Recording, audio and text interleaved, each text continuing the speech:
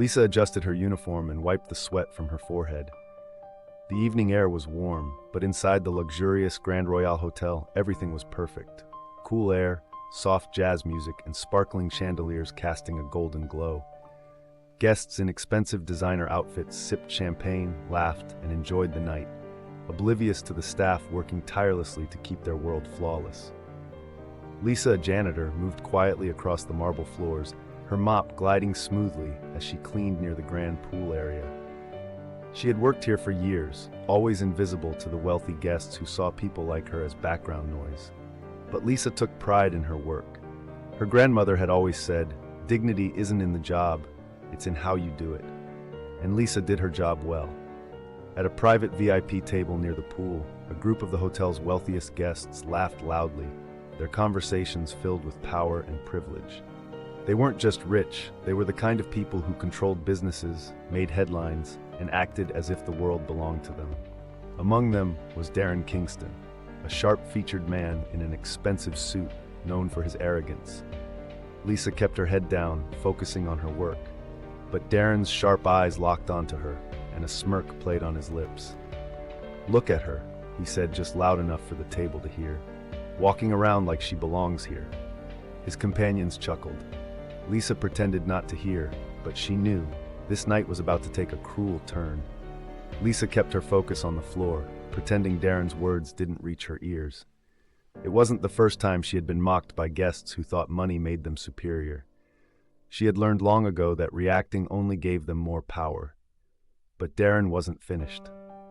"She's too close to the pool," he mused, tapping his glass with his ring. "I wonder if she can swim." His companions exchanged amused glances.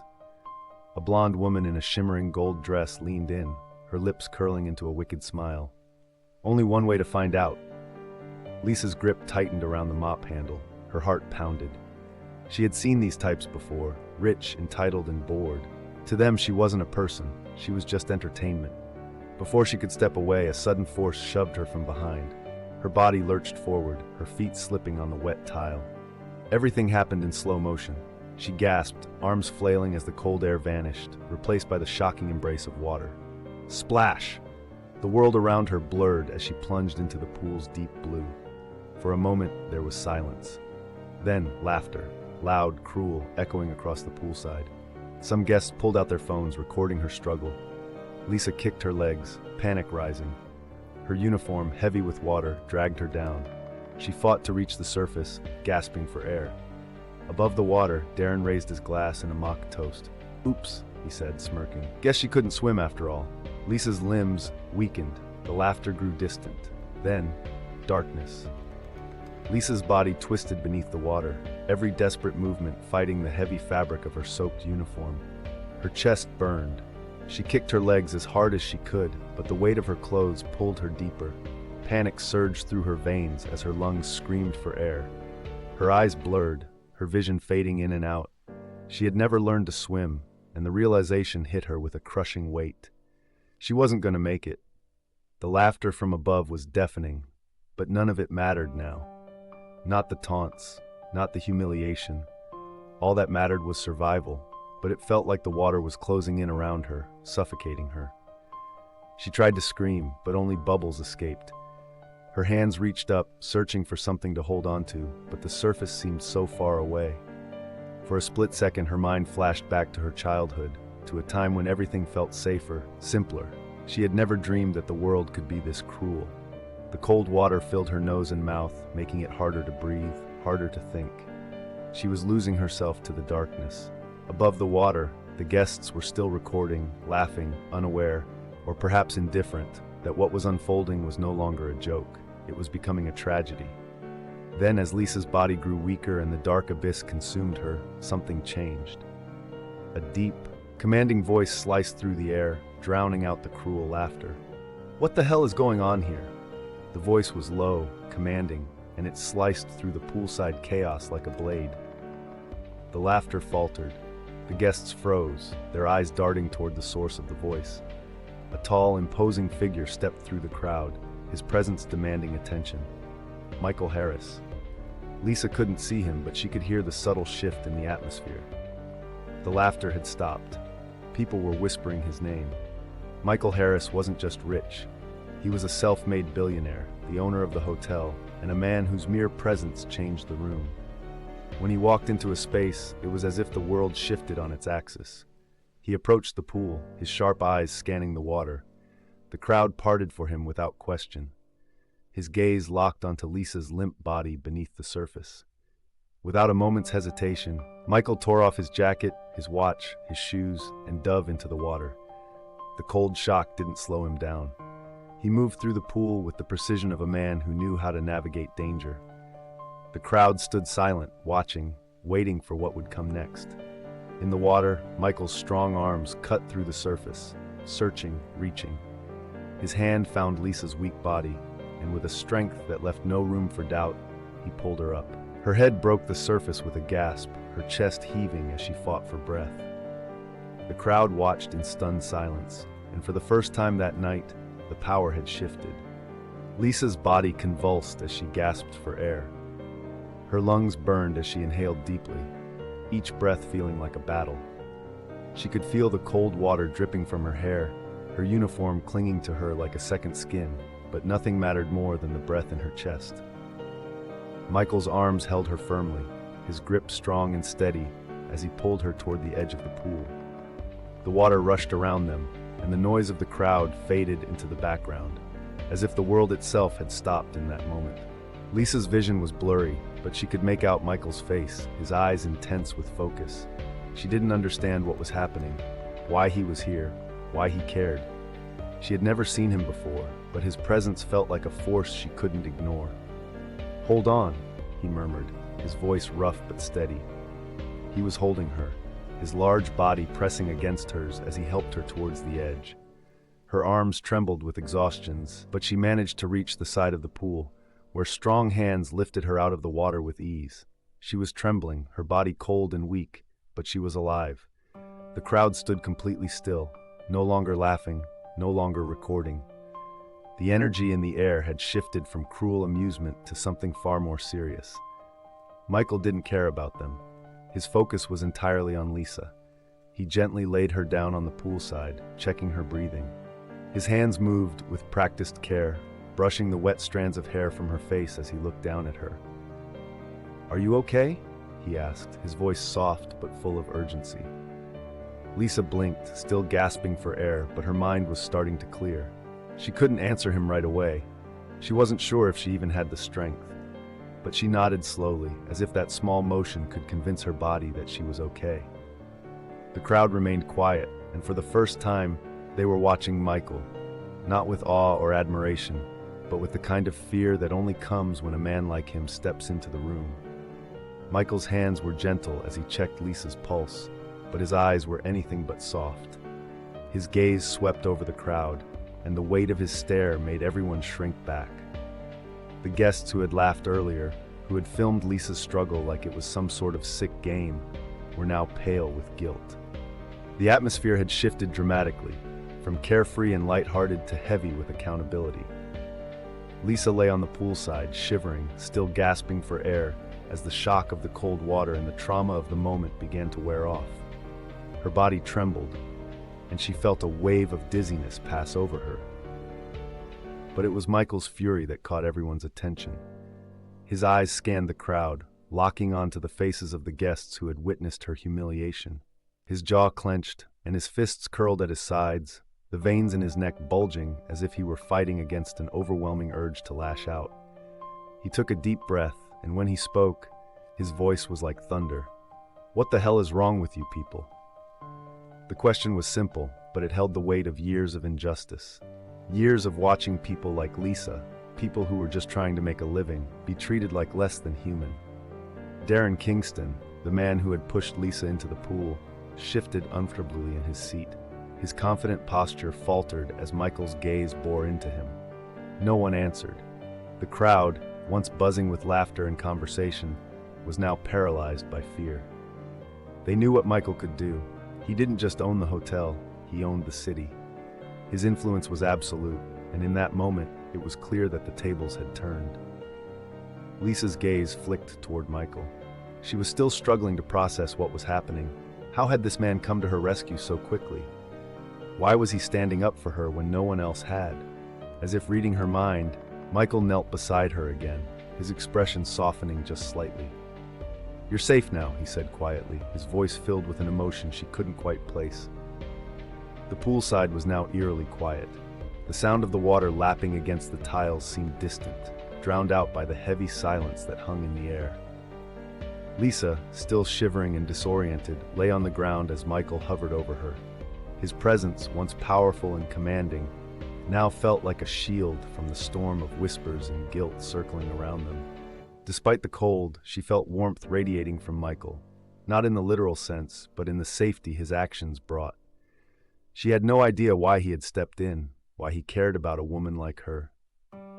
But at that moment, it didn't matter.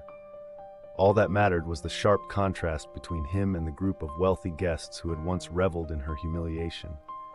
Michael's eyes never left Lisa, his focus entirely on her, as if the rest of the world had stopped existing. He carefully helped her sit up, supporting her with one arm. She was still shaking, but the shock of the situation was beginning to give way to clarity. "Can you stand?"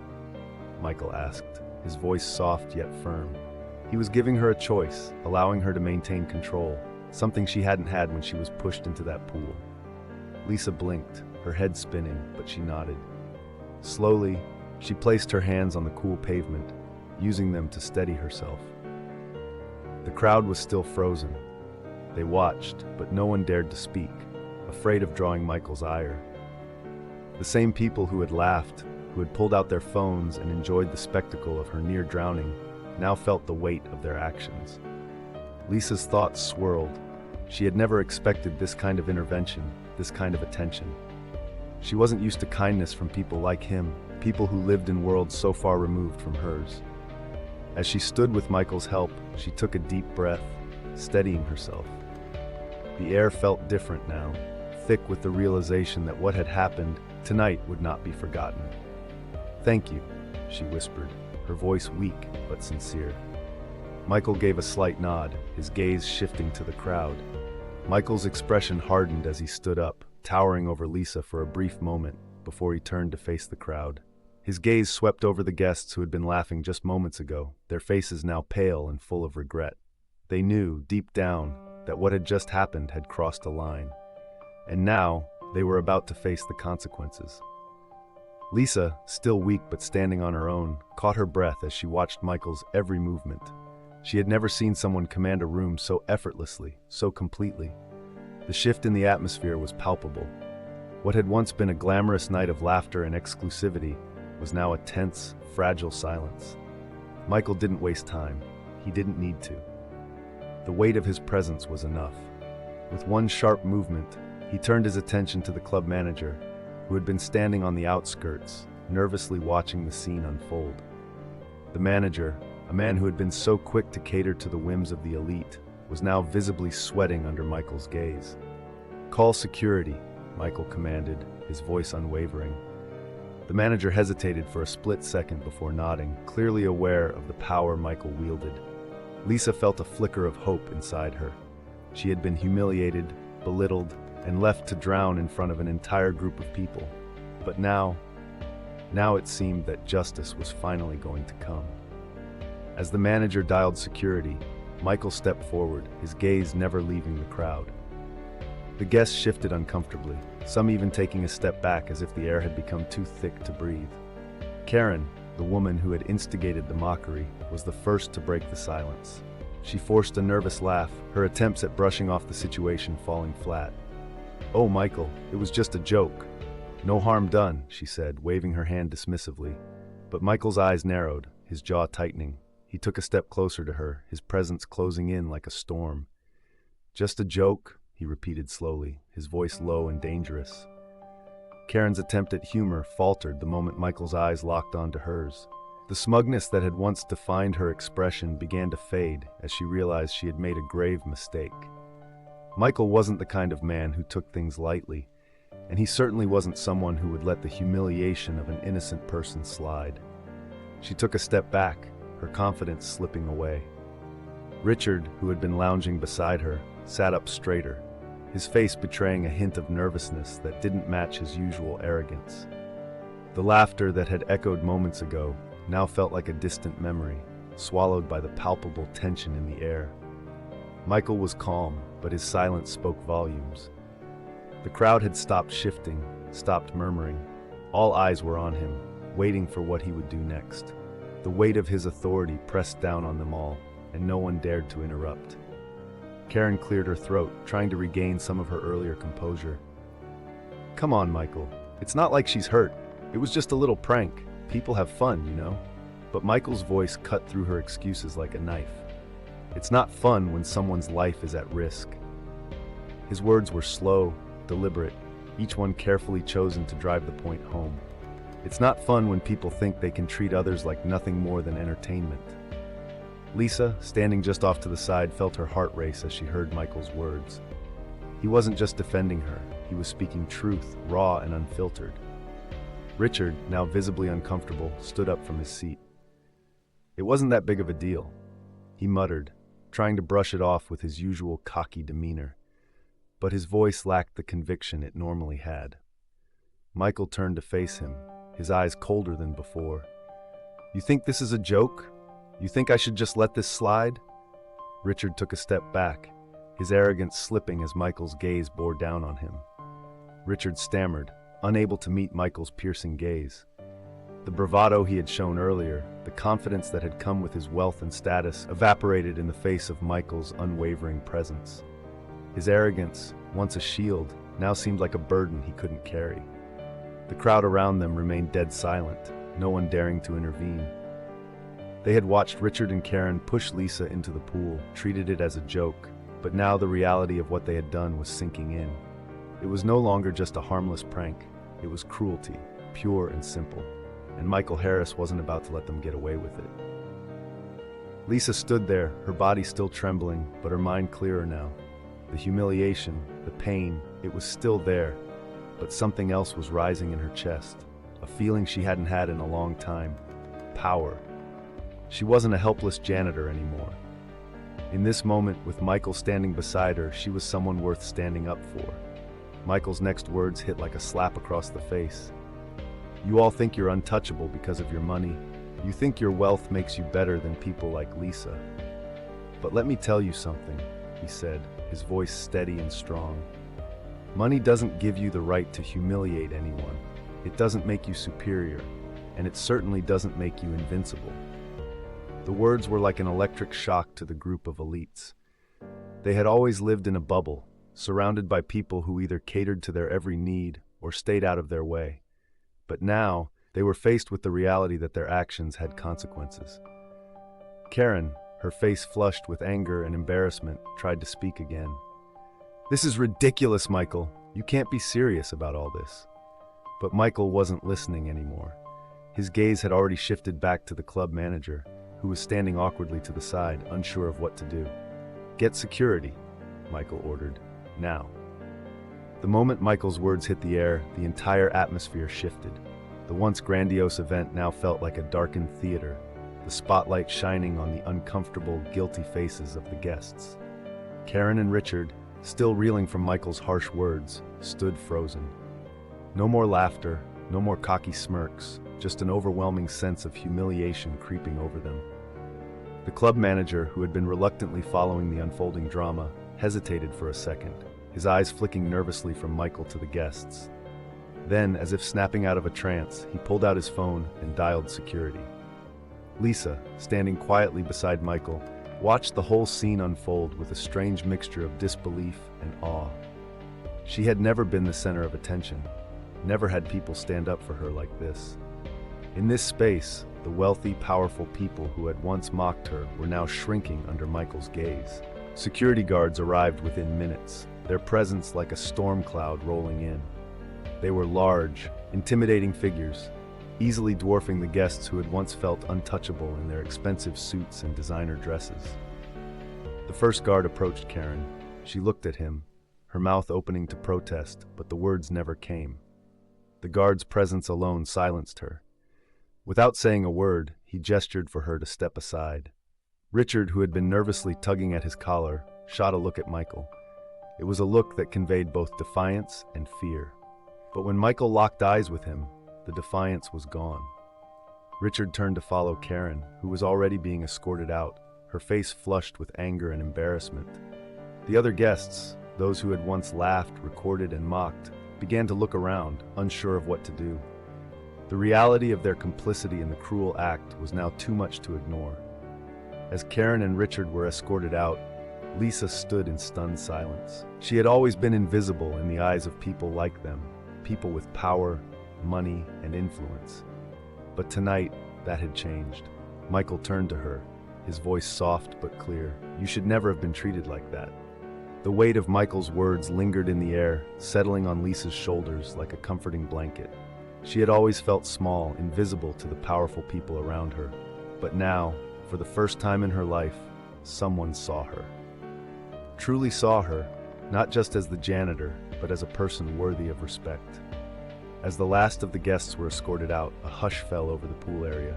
The once vibrant, buzzing atmosphere was gone, replaced by an eerie silence. No one spoke, and no one dared to move. It was as if the ground beneath them had shifted, and they were all left floating in a place they didn't understand. Michael stood tall, still keeping a protective watch over Lisa, as if daring anyone to challenge the justice that had just unfolded. His eyes never left the remaining guests, who now stood awkwardly, unsure of how to proceed. One of the women, her eyes red with shame, approached Michael cautiously. "Mr. Harris, I didn't know they'd go that far. I didn't think it would be this serious." Michael's gaze didn't soften. "You think it was a joke?" he asked, his voice cold and piercing. "You think this is just something you can laugh off?" The woman, visibly shaken, lowered her head. "I never meant for anything to happen to her. I just didn't think it would end like this." The apology sounded empty, hollow. Lisa knew it wasn't sincere. People like her, people who cleaned up after others and worked in the shadows, were often treated as less than human. Apologies like these were just words, meant to absolve the guilt without offering any real understanding. Michael's tone softened, but his resolve remained. "The real question is why you didn't do anything sooner. Why didn't any of you stop it?" No one had an answer. Lisa felt the tension in her chest ease as she realized Michael wasn't just protecting her. He was making a statement. No longer would the rich be allowed to trample on the lives of those they deemed beneath them. As the last of the guests trickled out, Michael stood tall beside Lisa, his presence unwavering. The pool area, once filled with chatter and clinking glasses, now felt deserted, the quiet broken only by the soft sound of water lapping against the edges. The tension in the air was thick, but it wasn't uncomfortable. It was a silent understanding that had settled between them all. Lisa's hands still trembled from the ordeal, but there was a sense of empowerment within her. For years, she had been invisible to those around her, but tonight she had been seen. More importantly, she had been defended. And it wasn't just Michael's actions that had spoken volumes. It was the collective silence from the crowd. They hadn't just witnessed her humiliation. They had witnessed their own. One by one, the last few people who had lingered, unsure of whether to leave or speak, began to make their way to the exit. But before they could disappear into the night, Michael spoke again, his voice carrying across the quiet poolside. "This isn't just about one incident. This is about every time someone with power or wealth thinks they can do whatever they want without consequence. Every time someone like Lisa is treated like she doesn't matter." The guests paused in their tracks, some glancing over their shoulders as Michael's words landed heavily. "You want to be part of this club? This is what it means to be a part of something bigger than yourself. It's not about how much money you have. It's about integrity. It's about respect." The group stood frozen, many of them visibly uncomfortable. For the first time, they were forced to confront their behavior, the things they had always brushed aside as trivial, the things they had thought didn't matter. Lisa watched, her chest swelling with a quiet pride. They would never forget this.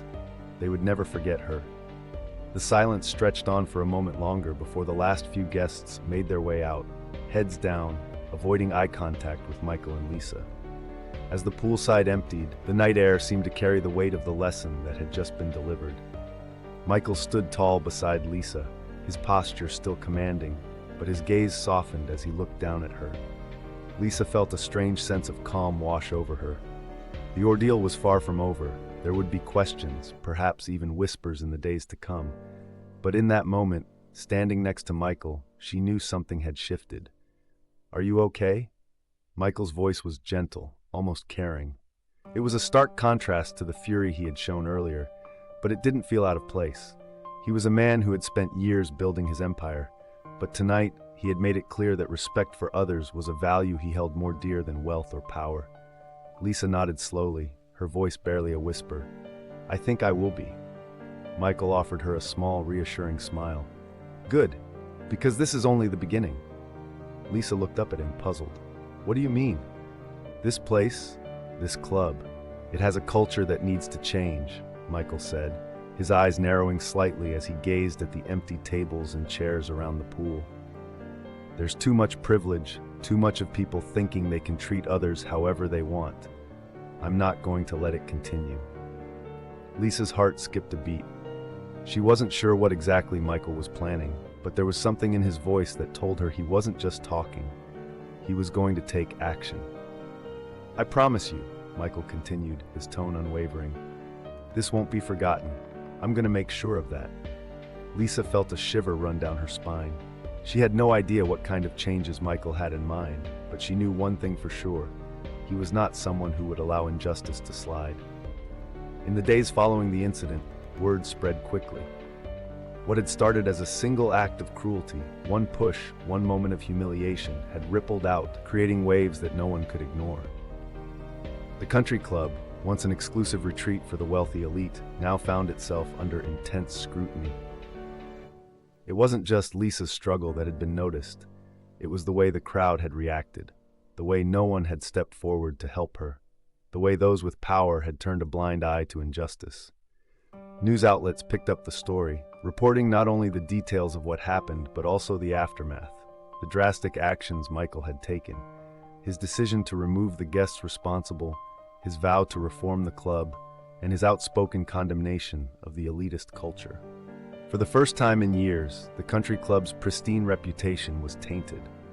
The guests who had laughed at Lisa's expense were no longer seen as powerful figures. They were seen as cowardly and cruel. And it didn't stop there. Soon, other clubs and private organizations, once known for their exclusionary practices, began to feel the pressure. Members of those establishments quietly began to distance themselves from the controversy. A few even began to question their own behaviors and the culture of privilege they had been complicit in. Lisa couldn't help but feel a strange sense of vindication as she watched these changes unfold. She had always believed that people could be better, could treat one another with respect and dignity. And now, thanks to Michael's actions, it seemed like the world around her was waking up to that same truth. The media continued to cover the story, the narrative shifting from one of shame to one of empowerment. Lisa had become a symbol of resilience, a reminder that no one, no matter how small they felt, should ever be treated like they didn't matter. As the days passed, Michael's words continued to echo through the corridors of the country club, resonating with more than just its members. The media coverage, relentless at first, began to shift into discussions about deeper issues of privilege, inequality, and systemic injustice. The push Lisa had experienced, once something she had silently accepted as part of her life, had sparked something far larger. One morning, Michael sat in his office overlooking the sprawling grounds of the club. The weight of his actions still hung in the air, but as he looked out at the lush greenery, he knew the changes he had set in motion were only the beginning. He had promised Lisa that this wouldn't be forgotten, and he was a man of his word. His assistant knocked on the door and entered, a folder in hand. "Mr. Harris, I've been going through the responses from various organizations and clubs. There's a lot of pressure building," she said, her voice tense. Michael leaned forward, his interest piqued. "Pressure in what way?" "People are talking, and not just about the club or Lisa, but about the broader culture of elitism. Some are already planning rallies, others are questioning their own affiliations with places like this." Michael smiled to himself. This was exactly what he had hoped for. The public's reaction was swift and unforgiving, but it was also exactly what was needed to spark a real conversation. "I'm going to hold a press conference," Michael declared, his voice firm. "I want to address this publicly. If this club is going to be a place of true integrity, we need to rebuild it from the ground up, and I'm going to make sure Lisa is front and center in that conversation." His assistant looked at him with a mixture of awe and hesitation. "You think it's time?" Michael stood up from his desk, his eyes burning with determination. "It's more than time. It's overdue." Lisa had unknowingly become the catalyst for something much larger than herself, and Michael was determined to give her a platform, one where her voice could be heard loud and clear, and where the world could learn the truth about what had happened. The day of the press conference arrived, and the tension was palpable.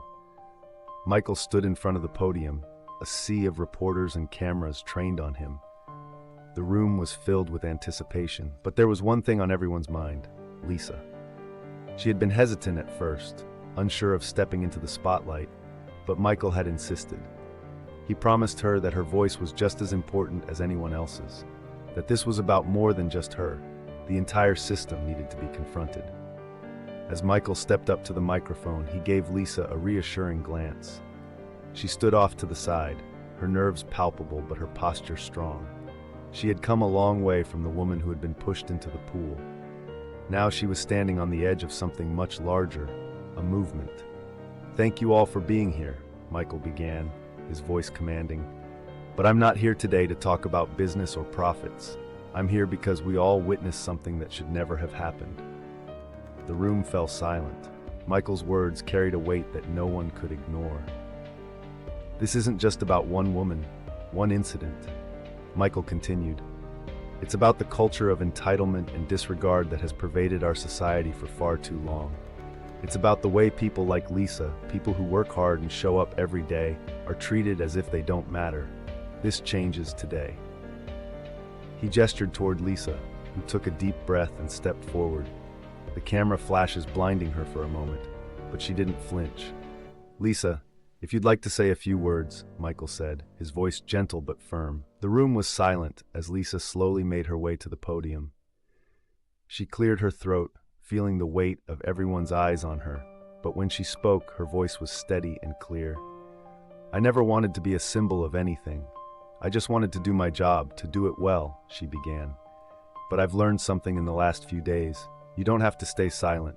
You don't have to let people treat you like you don't matter." Her words rang out in the quiet room, cutting through the tension like a knife. Lisa's strength wasn't just in what she had survived. It was in her refusal to let her experience define her. "I stand here today not because of what happened to me, but because of what we can change," she continued. "It's time for all of us to do better. We all have a responsibility to treat people with kindness, respect, and dignity. That's the kind of world I want to live in. That's the world we all deserve." The reporters were silent for a long moment. Then, slowly, the room erupted in applause. It wasn't just a token response. It was genuine admiration. People had heard her. People had seen her. And just like that, the world began to change. Not everyone was thrilled with the changes Michael was pushing for. As Lisa's words resonated in the press conference, some members of the elite world Michael had once been a part of began to voice their disapproval. The country club, once a symbol of exclusivity, was now the subject of widespread critique, both for its past and for its future. Within hours of the conference, Michael's phone was flooded with calls. The first few were from old business partners, people he had worked with for years, asking him to tone it down and restore the club's reputation. They called it a public relations nightmare and advised him to let the storm pass.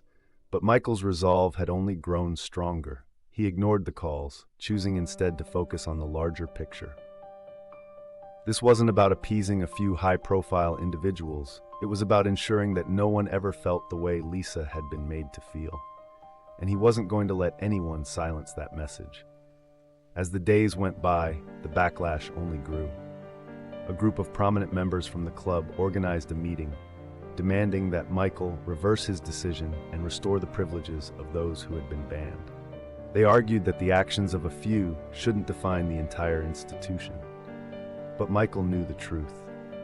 The culture that had allowed Lisa to be humiliated had festered in the shadows for far too long, And as much as he valued the friendships and relationships he had built over the years, he understood that integrity came first. He issued a statement to the media. "I will not apologize for standing up for what's right. This club is for everyone who respects the values of equality, fairness, and kindness. If you cannot align with that, you are welcome to find another place to spend your money." Lisa, meanwhile, found herself caught in the middle of the storm. She had never expected to become the face of such a massive shift, but she stood firm, bolstered by the support from people who understood the importance of change. Her life had been turned upside down, but there was one thing she knew for certain: the path forward was one of progress. As weeks passed, Michael's stance began to gain traction. The backlash had been fierce, but the support was growing too.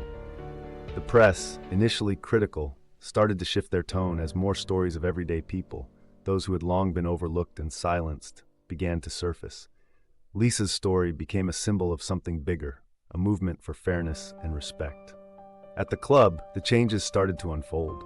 New policies were introduced, ones that promoted diversity and inclusivity. They offered opportunities for employees from all backgrounds to rise up, not just those born into privilege. Lisa, once a humble janitor, was now in a position to help shape these new policies, working alongside Michael to ensure they were more than just words on paper. But the old guard, those who had once held power with an iron fist, were not going down quietly. They continued to stir the pot, spreading rumors and trying to convince members that the club's new direction was a mistake. They wanted the status quo, the exclusivity, the power to look down on others.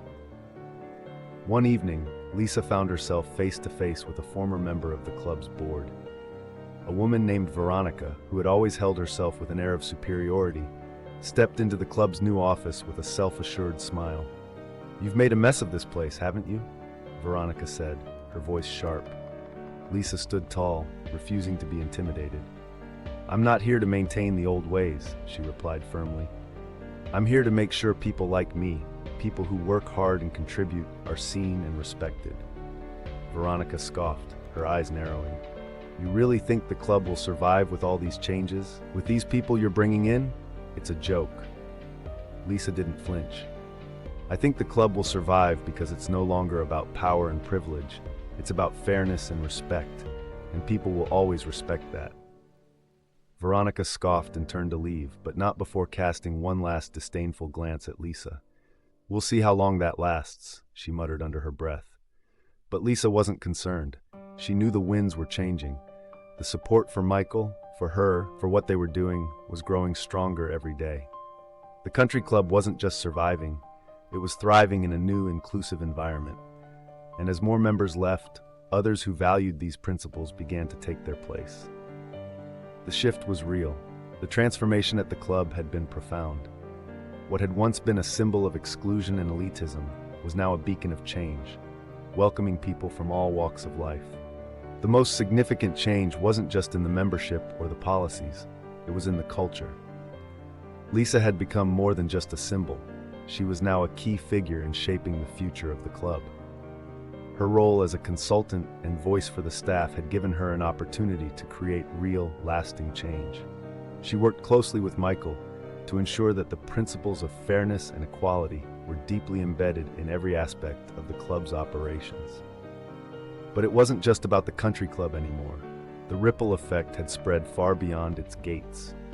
Other businesses, inspired by the movement they had started, began adopting similar policies. They focused on creating inclusive environments, treating all employees with dignity and respect, regardless of their role or background. One afternoon, Michael called Lisa into his office. The space was filled with the soft glow of the setting sun, and for the first time in a long while, it felt like the world was on their side.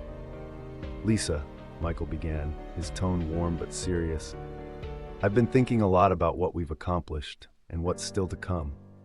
This movement isn't over. In fact, it's just getting started." Lisa smiled, her heart swelling with pride. "I agree. This is only the beginning." Michael leaned back in his chair, looking at her with genuine admiration. "I've been thinking, you've done so much for this place, for the people here. I think it's time for you to take a bigger step. How would you feel about becoming the club's new general manager?" The offer hit Lisa like a bolt of lightning. She had never imagined such an opportunity, especially not after everything she had gone through. But there was no doubt in her mind, it was exactly what she had worked for. It was her chance to continue the change from the top down, to ensure that no one would ever have to endure what she had experienced. "I don't know what to say," she began, her voice shaking with emotion. "You don't have to say anything yet," Michael replied. "Just know that you have a seat at the table now. You have the power to make things right." Lisa's eyes filled with tears, but they were tears of joy. She had come so far, from the quiet janitor at the back of the room to now standing at the forefront of the change. She had earned this moment. She had earned her place in a world where her voice mattered. As she looked around Michael's office, she knew that this was just the start of something much bigger. The work wasn't over, but with people like Michael, and with the support of everyone who had joined the movement, she felt confident that they could make the world a better place for everyone. The country club wasn't just a club anymore. It was a statement. It was a living, breathing example that change was possible. And with Lisa at the helm, that change was sure to last. If this story moved you and inspired you to believe that no act of kindness or courage ever goes unnoticed, hit that like button and subscribe for more powerful stories like this. Don't forget to share this video with your friends and family, and ring the notification bell so you're the first to know when we release new content. We want to hear from you. Drop your thoughts in the comments below. What would you do if you were in Lisa's shoes? Let's spark a conversation and keep the momentum going. Remember, like, share, and subscribe. Together, we can make this message reach further and show the world that kindness and integrity will always win in the end.